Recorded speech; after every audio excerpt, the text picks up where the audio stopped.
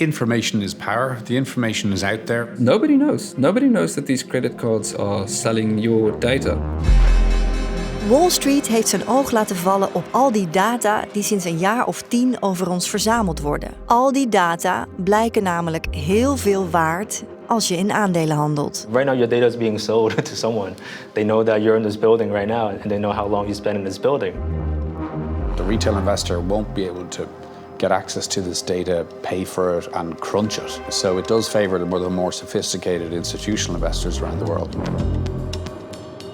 Like alternative data can help you know something that very few people do, and you know something faster. And that's basically two of the main ways that you can make money in finance.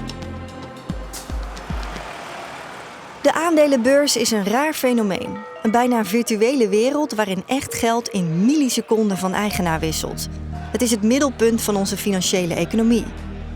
Een plek waar mensen constant stemmen met hun geld om zo te bepalen welke bedrijven de beste kansen hebben om onze toekomst te bepalen. Maar de laatste jaren hebben data de aandelenbeurs ongemerkt veranderd. Everything is data. And once you see that, you see what possibilities lie ahead. We need to harness this information and get it into the right people's hands so that they can capitalize on it. Door slim te spitten in eindeloze hoeveelheden data, die vaak helemaal niet zo waardevol lijken, blijken sommige partijen op de aandelenbeurs een voorsprong te hebben op andere beleggers. You may have had a better view on that company's revenue than the company had itself. Hij weet ervan, en hij ook, en hij, en hij. Maar hij durft er niet in het openbaar over te praten, ook al zit hij er middenin. I've seen this coming for a while now. I've been thinking about what this massive influx of data on the stock market might mean. But I'm afraid I cannot be filmed. I might have to work for a large investment bank or hedge fund down the line. And speaking out will cause me trouble. Some in finance like to think that we are doing God's work, creating fair and open markets that are as efficient as possible. But unlike religion, in finance, spreading the word is not part of the culture. Traditionally, investors use things like market data or data off corporate filings that the companies report once a quarter to make buy-sell decisions. Over the last 10 years, though, companies have gone online, right? Companies sell products online, they hire employees online, they use social media to market their brands online. People complain about their bosses online. So the side effect of all this activity kind of coming online is there's a lot of data that gets created that's really useful to knowing which companies are doing well, what are prices doing in real time, where are companies hiring. So we build technology that collects and we organize all this data and we make it useful for both investors and corporations. The world of alternative data is huge. We think the web is the most interesting source of alternative data just due to its size. But that's why our industry is growing 40% every single year because the amount of data continues to grow at an astounding rate. I'm Justin Zen, co-founder at Thinknum Alternative Data. I have extreme passion with data applications, and markets. I follow global markets every single day, and it's really interesting when you can look at your own data and say, this data point would have predicted what the company is announcing today, and it's just fascinating. So this is the WeWork where we started our business. It was our very first office space. This is 2016. The company said they were growing really, really quickly, but our data showed that their churn rate was increasing substantially, and they had a social network that no one was using. So they were calling themselves a technology company and painting this great picture of themselves. So we wrote a blog post that talked about our findings of the data. It got picked up by the press, and then Adam Newman, the CEO of WeWork, he found out about it and he gave us 30 minutes to leave. So we had 30 minutes to take all our stuff and we were forced to leave. Maar wat Justin Zen zag in de data, klopte wel degelijk. Enkele jaren later gleed het bedrijf in flexibele kantoorruimte onderuit. Toen naar buiten kwam dat het bedrijf de winstgevendheid veel te mooi had voorgespiegeld. WeWork is now in survival mode. WeWork's bond slid to an all-time low this week as S&P and Fitch have slashed the company's credit ratings further into junk territory. Obviously, the data showed that their business model wasn't sustainable, but we were the very first people to call out their business model. It took a while, but the data never lies, right? So men lie, women lie, the data never lies.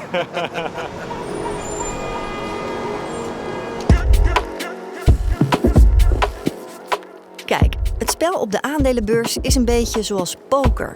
Stel, je hebt een aas-koning en je moet beslissen of je fors moet inzetten of niet.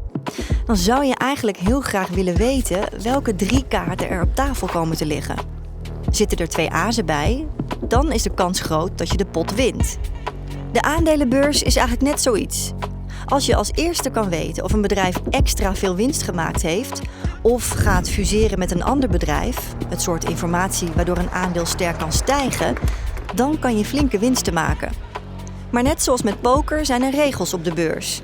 Koersgevoelige informatie moet een bedrijf voor iedereen tegelijk openbaar maken, door een persbericht bijvoorbeeld, zodat niemand zicht heeft op de gesloten kaarten voordat de rest van de spelers die kunnen zien.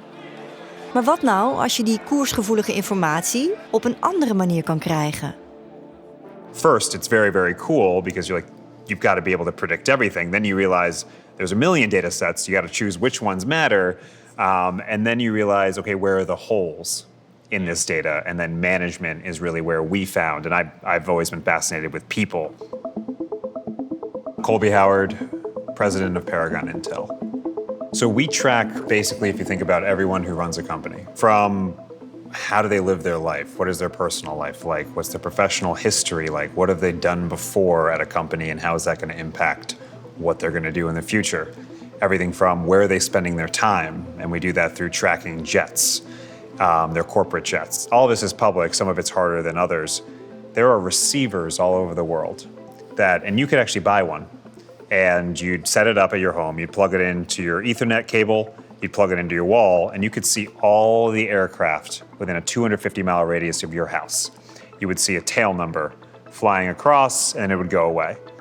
If you put those together all around the world, you can see the location of every flight taken by every jet and every plane.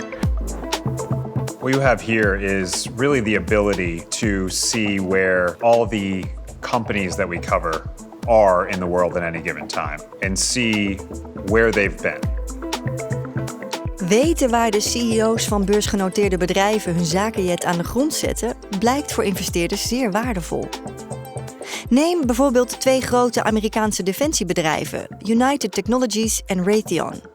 Toen bleek dat de vliegtuigen van de CEO's van deze 2 bedrijven in korte tijd meerdere keren naast elkaar geparkeerd stonden, konden investeerders daaruit afleiden dat de bedrijven wellicht gingen fuseren.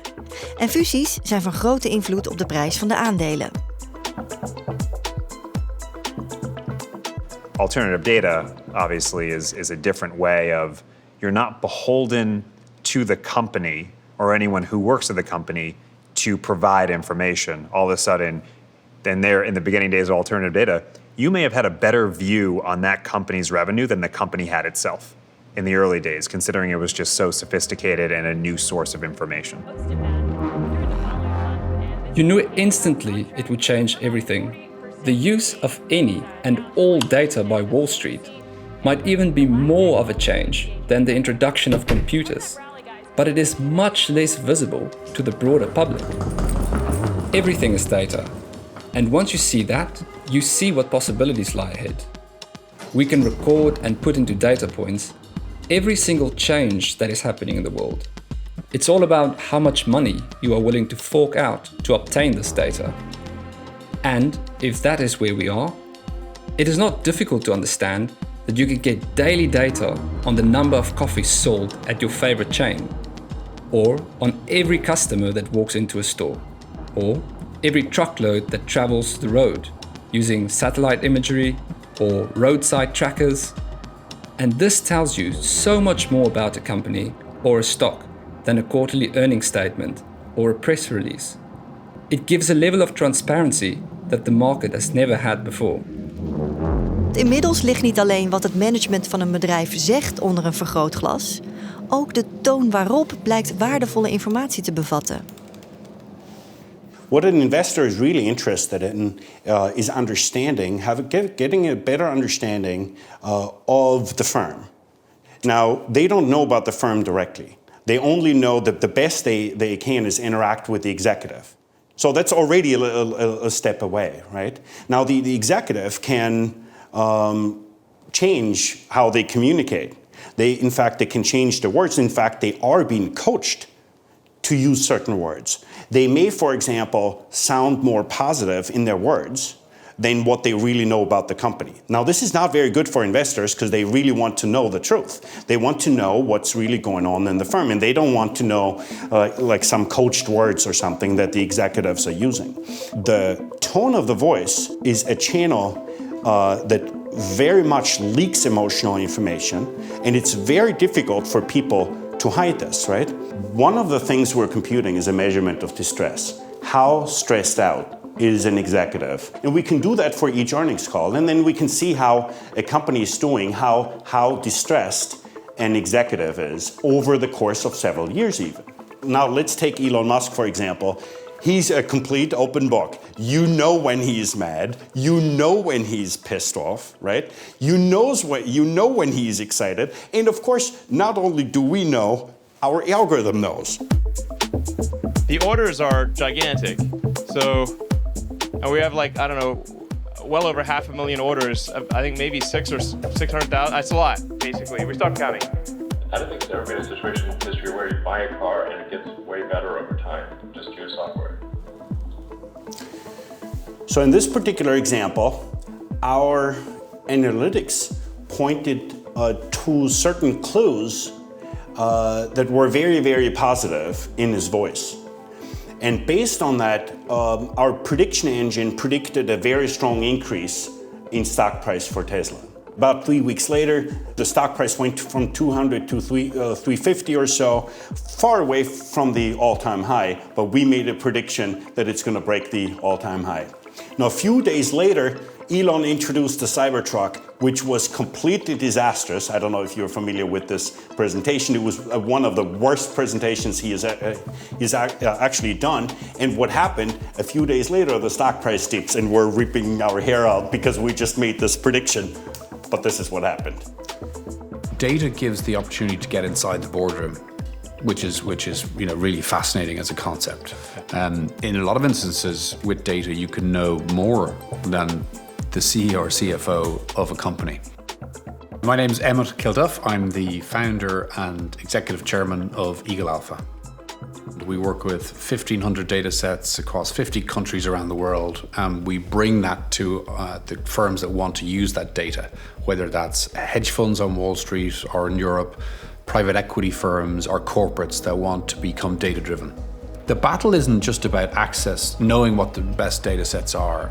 It's about actually knowing which data sets to combine for stronger signals. That's the holy grail. So if the question today is, what's the future of Tesla? Then you need specific data sets that are relate to Tesla that you can triangulate into a mosaic to give you that answer. That's where the war will be won in terms of data. Average data set cost is somewhere between $50,000 and $100,000 per fund per year. The retail investor won't be able to get access to this data, pay for it, and crunch it. So it does favor the more sophisticated institutional investors around the world. I think the data will definitely bring transparency to the markets. I guess a question is, who does it bring transparency to first? And it's probably the sophisticated investors that know how to analyze the data. So the retail investor is most likely at a disadvantage there. When you think about the difference between a professional investor and a retail investor, no matter how far back you go, you can make the case that if you have chosen to spend your entire life, all your working hours, analyzing stocks, you will naturally know more. You raise a lot of money, you have more capital at your disposal, you have access to more resources, you can find ways to know more about that company than a retail investor ever will. And so there's always going to be that gap. Now, with all this data, I think that gap widens when it comes to really understanding what makes a company valuable. The ability to understand a company, institutional, professional investors will always understand a company far more when it comes to the fundamental data than a retail investor ever can. When it comes to understanding what the stock will do, that's a different thing. Look, information is power. The information is out there for people to analyze or to buy. It's available to anyone, including the board of the corporate. The hedge funds are leading the way in analyzing that information, but it's available to everyone that wants to buy it. I'm sure that the market for alternative data is much bigger than is reported. And I think credit cards is just the best example. I mean, nobody knows. Nobody knows that these credit cards are selling your data. In 2014, the money that the credit card company Visa was making was masked under other revenues at $314 million. By 2018, this number has grown to almost $750 million. Given these large revenue figures, it is easy to see that there is a lot of value coming out of these datasets. We are entering a world where new datasets emerge that remain profitable, but only for a short while, after which larger, more detailed, and more invasive datasets are needed to further squeeze profits out of the market. I think it already has a big influence on the stock market. There are enough investors that are able to see how well a company is doing every single day instead of once a quarter. You know, that's just an edge that it's too big, right? Everybody is going to have to use alternative data. So then in the future, obviously, once everyone uses alternative data, then you have people that can use it better than others. But you know, the next step is everyone has to use alternative data. And that will happen in way less than 10 years. We think that, you know, this is greater than just us collecting data and selling it. We think this is helping markets, investors, corporations, governments invest more efficiently. A few years ago, before alternative data, company reports earnings, the stock will gap up or down depending on how well the company did. Now, investors already know how well the company did. So you see the stock already move every single day based on what they see in the data every single day. And then, you know, there's fewer earnings surprises, right? Which is good for the market, right? Because investors and society can allocate how we invest in real time. If this company is not doing well, why do I want to wait 3 months to know that when I can know that today and sell my position, or vice versa? So it's very good to bring transparency to the markets. Yeah, look, I see most investors, it'll become table stakes. In fact, the word alternative will fall away in a few years' time. It's just data. Whether it's old or new, traditional or alternative isn't really the point. The point is, can investors make money from the data or manage risks through using the data? So at some point it'll fall away. Any asset management firm that doesn't use data is going to be uncompetitive in a few years' time, right? It's the same in the corporate world, in any world of business. Yeah. So I think it'll become table stakes. In the end, it's just data. Alternative data is maybe a sexier term at the moment to differentiate versus the old data, but it's just data. And if you're not working with data, then best of luck.